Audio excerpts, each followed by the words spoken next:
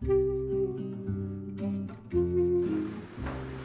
five-strand braid of the ceremonial challah is also traditional, and it alludes to the five strands of Jewish culture in New Mexico. I am a New Mexico Jew. We are a minority in this state. It means that we have to work a little bit harder to express our Judaism. We were exposed to things that probably other Jews in the country weren't, such as ranching, hunting, hot rods. We were basically isolated as Jews. That's not a negative, it's just there weren't other Jews. My parents thought that I was a missile mashugah for coming out here a little bit nuts. Wouldn't I be happier just staying in New York? I never felt like I belonged with having a rosary in my hand. Who is and who isn't Jewish is a very different question. Here in New Mexico, you have to choose. We're making a batch of green chili, challah. It's a New Mexico thing. New Mexico. This is New Mexico, and it's the land of green chili. Right. And there's been Jewish population here since the middle of the 19th century.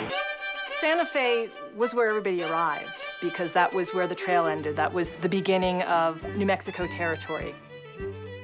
To come over here as an immigrant takes a certain kind of courage and grit that many of these people had. Route 66 was everything.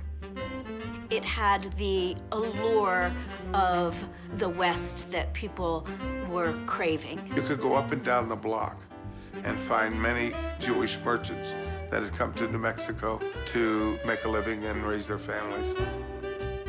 This is a state with national laboratories and one of the highest number of PhDs in engineering and science in the whole country. That's part of being Jewish. There's a lot of leaders and very few followers. I was part of the counterculture, trying to create a new reality. I wanted to find my village, and I was hoping that maybe in the communes of northern New Mexico, I would find my village. Must be the New Mexico air makes people look for a spiritual connection.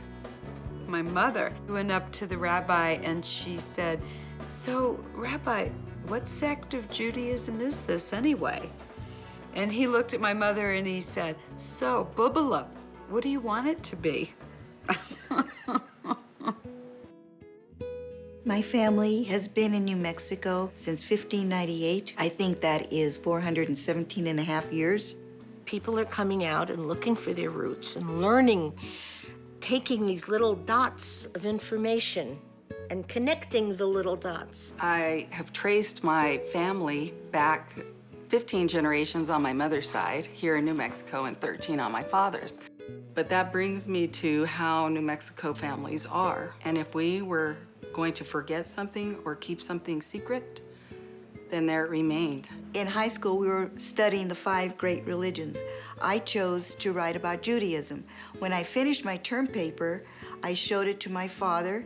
He read it and quietly put the paper down and said, in a very secretive way, "Somos judíos." There are no synagogues, there are no rabbis, but people remembered that it's okay to be Jewish.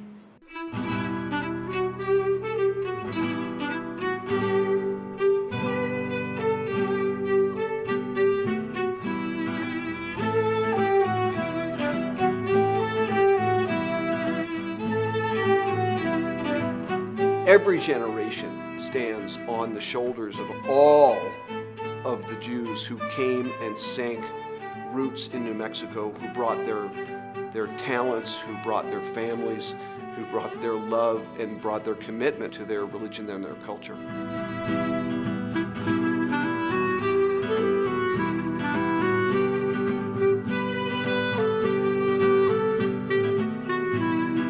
Our belief was that we were all one tribe, that I was no longer a minority. I was no longer Jewish, the other, or different, all one tribe. German Jewish merchant Solomon Bevo ultimately was asked to serve as the Pueblo governor of Acoma Pueblo. In our indigenous village, our prayers are for all people.